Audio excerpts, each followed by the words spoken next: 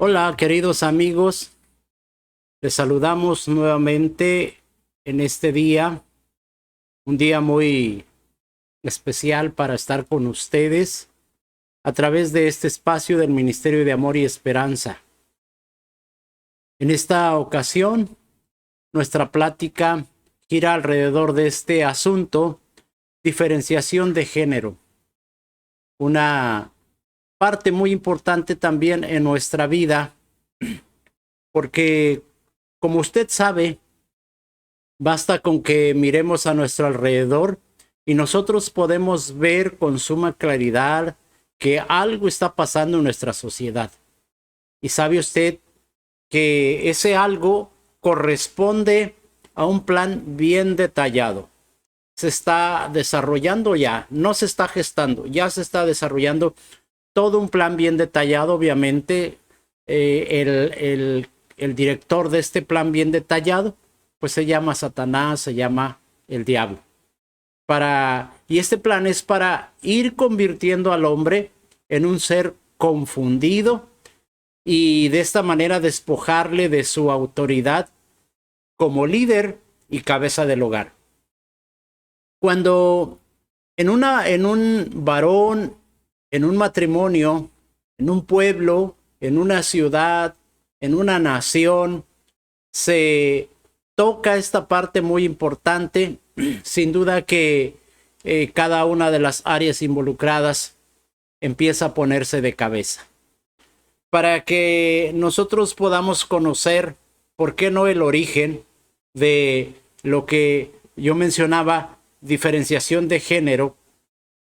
Es necesario que nosotros vayamos al principio de la historia,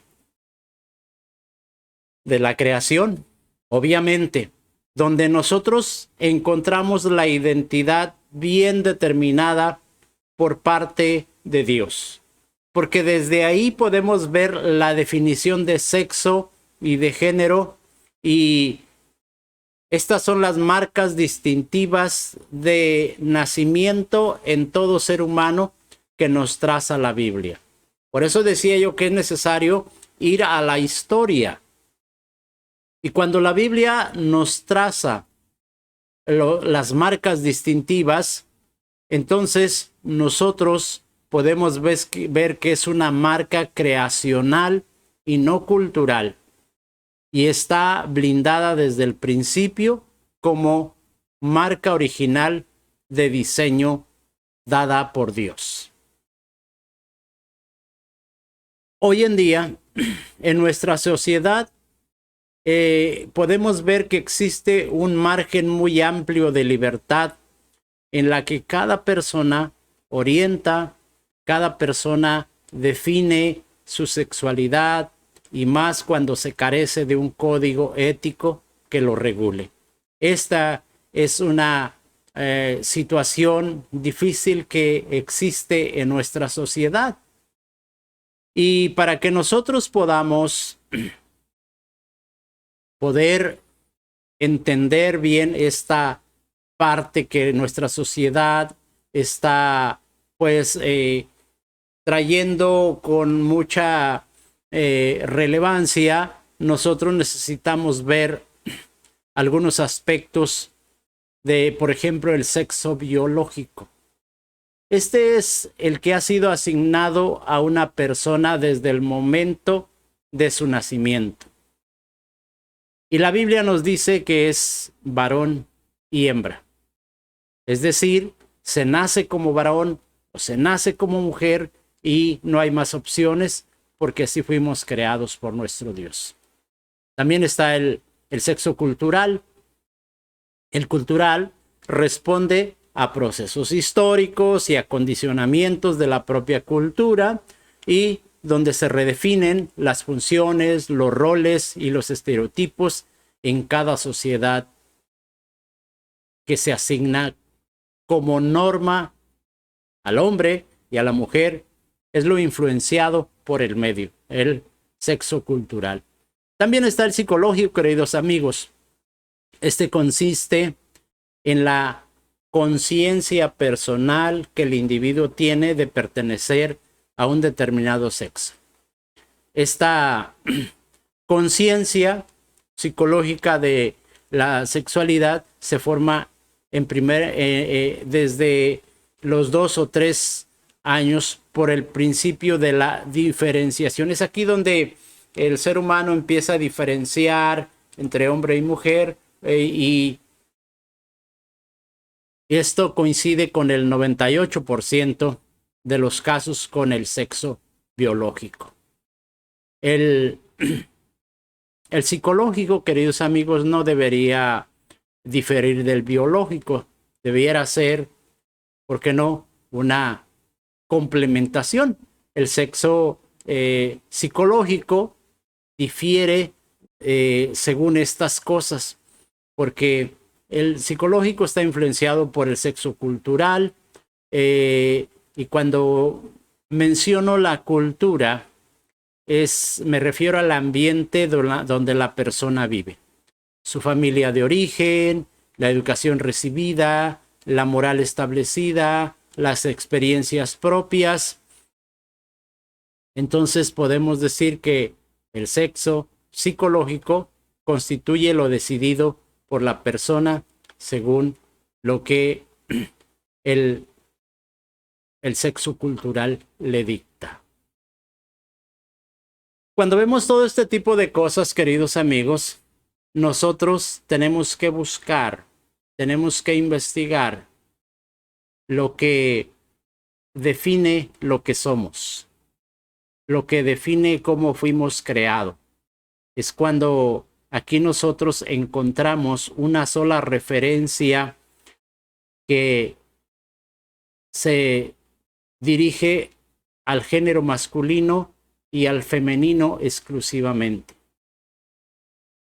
Los roles de ambos, del varón y de la mujer, muchos son asignados por la cultura a cada género. Y la Biblia nos dice que, hablando de diferenciación de género, que Él nos creó hombre y mujer.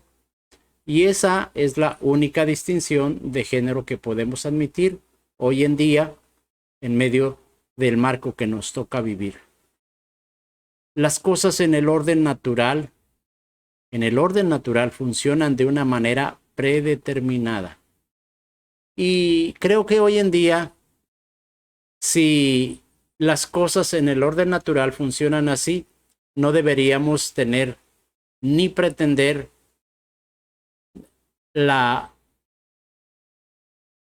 el querer cambiar la realidad. Cuando nosotros queremos buscar en la historia, cuando nosotros nos subimos al barco y transitamos el camino para buscar respuestas, nosotros necesitamos ir a la palabra de Dios. En la palabra de Dios encontramos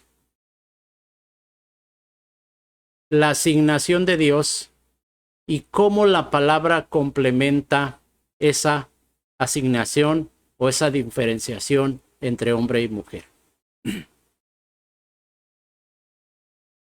Y la palabra nos va a decir que por razones diversas, el hombre y la mujer tienen cualidades esencialmente distintas de las del género, ya sea masculino o femenino. En el Génesis, en el capítulo 1, nos dice que en el principio la tierra estaba desordenada y vacía. Y a partir de esa realidad, Dios comienza el acto creador. Del caos, Dios crea el cosmos, es decir, el orden en todo lo creado.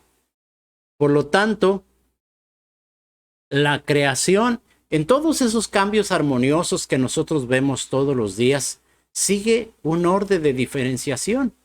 Pues para cada elemento hay un contrario que lo define, que lo contrasta y lo complementa.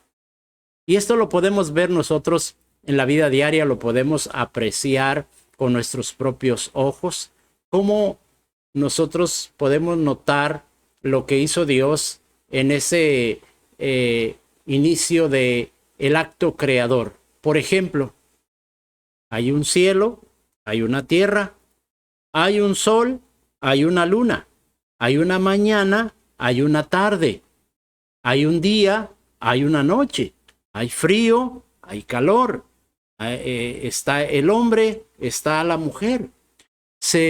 Se trata de llegar al punto de decir, hay un tú que me contrasta y me hace consciente de mi yo. Génesis 1:26, nosotros podemos decir o leer en ese pasaje que Dios menciona, hagamos al hombre a nuestra imagen. Nosotros podemos ver allí también el principio de la complementariedad, porque la palabra hagamos está refiriéndose a esa pluralidad divina del Espíritu Santo, de Cristo, y entonces desde ahí entendemos que hombres y mujeres pues somos distintos, para que de esta manera podamos ser complementarios. Cada uno busca en el otro lo que no posee. Ejemplo, si eres tímido, tu tendencia natural será buscar a alguien extrovertido.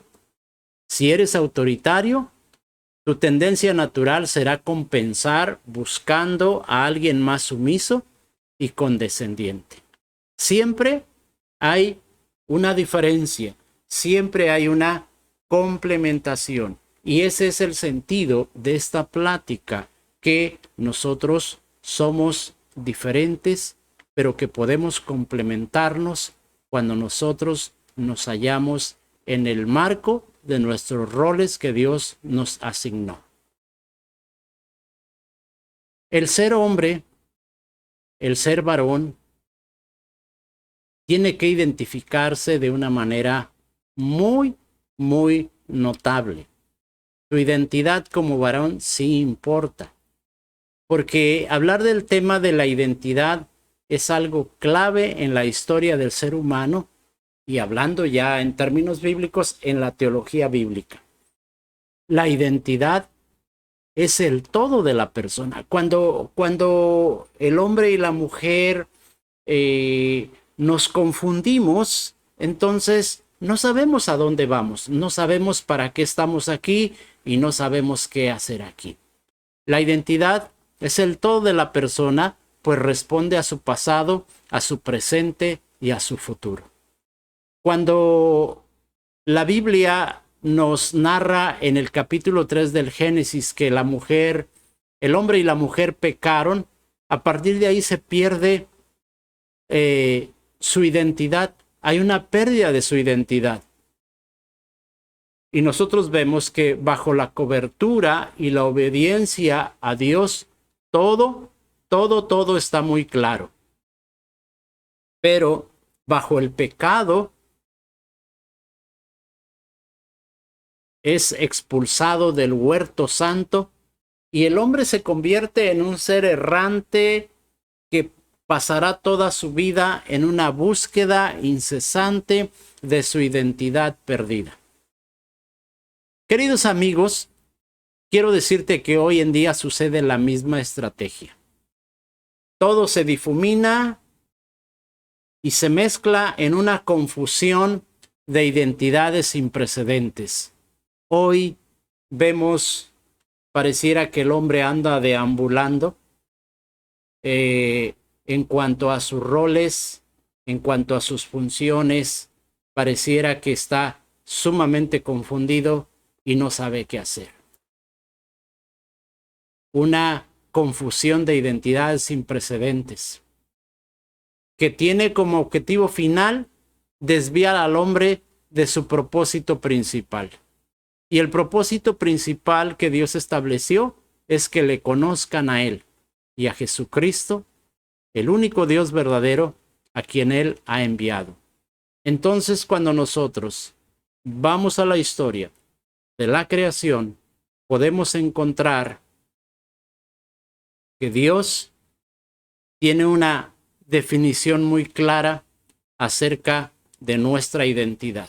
Por lo tanto, su propósito debe ser rescatado, debe ser establecido en el corazón del ser humano, conocer a Dios. Hoy nosotros podemos salir de esa confusión con la ayuda de Dios. Esa es nuestra recomendación. Busca a Dios y que Él sea el que te ayude a encontrar el propósito de tu vida. Bendiciones, un gusto haber estado contigo y que Dios te bendiga cada día. Nos vemos en la próxima.